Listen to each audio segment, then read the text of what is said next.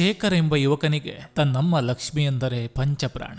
ಆದರೆ ಮದುವೆಯಾದ ನಂತರ ಅವನ ಒತ್ತಡಗಳು ಹೆಚ್ಚಾದವು. ನಿಧಾನವಾಗಿ ಅವನ ಸಮಯ, ಅವನ ಗಮನ, ಅವನ ಪ್ರೀತಿ ಎಲ್ಲವೂ ಬದಲಾದವು. ಕೊನೆಗೊಂದಿನ ಒಂದು ನಿರ್ಧಾರ ಮಾಡ್ತಾನೆ, ತನ್ನ ಹೆತ್ತ ತಾಯಿಯನ್ನೇ ವೃದ್ಧಾಶ್ರಮಕ್ಕೆ ಕಳಿಸಲು. ಆ ತಾಯಿ ಏನೂ ಹೇಳಲಿಲ್ಲ, ಕೇವಲ ಮೃದುವಾಗಿ ನಕ್ಕಳು. ನೀನ್ ಸಂತೋಷವಾಗಿದ್ರೆ ಸಾಕು ಮಗ ಎಂದಳು. ಆ ನಗು ಹಿಂದೆ ಎಷ್ಟು ನೋವು ಇತ್ತು ಅನ್ನೋದನ್ನ ಯಾರು ನೋಡಲಿಲ್ಲ. ಅವಳ ಹೃದಯ ಮಾತ್ರ ಅದನ್ನ ಪ್ರತಿದಿನ ಅನುಭವಿಸುತ್ತಿತ್ತು.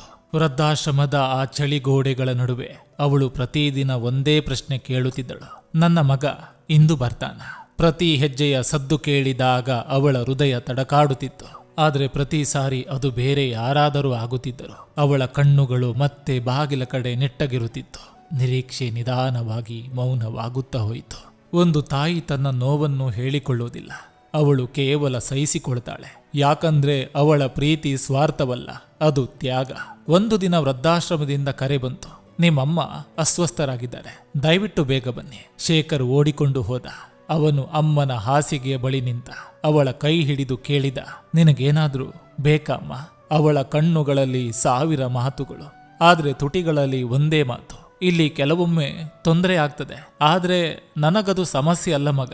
ನಾಳೆ ನೀನು ಇಲ್ಲಿ ಬಂದಾಗ ನಿನಗ್ ತೊಂದರೆ ಆಗ್ಬಾರ್ದು ಎಂದು ನಾನು ಯೋಚಿಸುತ್ತಿದ್ದೇನೆ. ನೀನ್ ಸಂತೋಷವಾಗಿರು ಮಗ.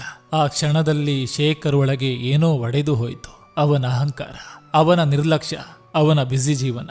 ಅವನು ಅತ್ತ, ತುಂಬಾ ಅತ್ತ.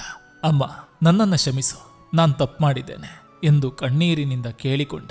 ಆದರೆ ಆ ಕಣ್ಣೀರು ಅವಳ ಕಳೆದು ಹೋದ ದಿನಗಳನ್ನು ಮರಳಿ ತರಲಿಲ್ಲ. ಅವಳು ಕಾಯುತ್ತಿದ್ದ ಪ್ರತಿಯೊಂದು ಕ್ಷಣವನ್ನು ಮರಳಿ ಕೊಡಲಿಲ್ಲ. ಆ ದಿನ ಅವನು ಅರಿತುಕೊಂಡ, ತಾಯಿ ನಮ್ಮ ಜೊತೆ ಇದ್ದಾಗ ನಾವು ಅವಳ ಬೆಲೆ ಅರ್ಥ ಮಾಡಿಕೊಳ್ಳಲಿಲ್ಲ. ಅವಳು ದೂರವಾದಾಗ ನಾವು ನಮ್ಮನ್ನೇ ಕ್ಷಮಿಸಿಕೊಳ್ಳಲಾಗುವುದಿಲ್ಲ. ಆ ದಿನದಿಂದ ಶೇಖರ್ ಒಂದು ನಿರ್ಧಾರ ಮಾಡಿದ. ಪ್ರತಿ ವಾರ ವೃದ್ಧಾಶ್ರಮಕ್ಕೆ ಹೋಗಿ ಅಲ್ಲಿರುವ ಪ್ರತಿಯೊಬ್ಬ ಹಿರಿಯರನ್ನು ತನ್ನ ಅಮ್ಮನಂತೆ ನೋಡಿಕೊಳ್ಳಲು ಆರಂಭಿಸಿದ. ಅವರು ಅವನನ್ನು ಮಗ ಎಂದು ಕರೆಯುತ್ತಿದ್ದರು, ಪ್ರೀತಿ ಹಂಚುತ್ತಿದ್ದರು. ಆದರೆ ಅವನ ಹೃದಯದೊಳಗೆ ಒಂದು ಖಾಲಿತನ ಮಾತ್ರ ಉಳಿದಿತ್ತು. ನನ್ನ ಅಮ್ಮನಿಗೆ ಕೊಡಬೇಕಿದ್ದ ಪ್ರೀತಿ ಈಗ ಯಾರಿಗೆ ಕೊಡ್ತಿದ್ದೀನಿ? ಜೀವನದ ಕಠಿಣ ಸತ್ಯ, ತಾಯಿ ನಮ್ಮ ಜೀವನದಲ್ಲಿ ಒಂದು ಅವಕಾಶ. ಅವಳು ಇರುವಷ್ಟರಲ್ಲಿ ಪ್ರೀತಿಸಿ, ನಾಳೆ ಕ್ಷಮಿಸುವ ಅಮ್ಮ ಅಂದರು ಅವಳು ಕೇಳೋಕೆ ಇರಬಹುದು, ಆದರೆ ಉತ್ತರ ಕೊಡೋಕೆ ಅವಳಿರಲ್ಲ. ಒಂದು ಸಾಲು ನೆನಪಿರ್ಲಿ, ಅಮ್ಮನ ಪ್ರೀತಿ ಕಳೆದುಕೊಂಡ ಮೇಲೆ ಅಲ್ಲ, ಇದ್ದಾಗಲೇ ಮೌಲ್ಯ ಕೊಡಬೇಕು.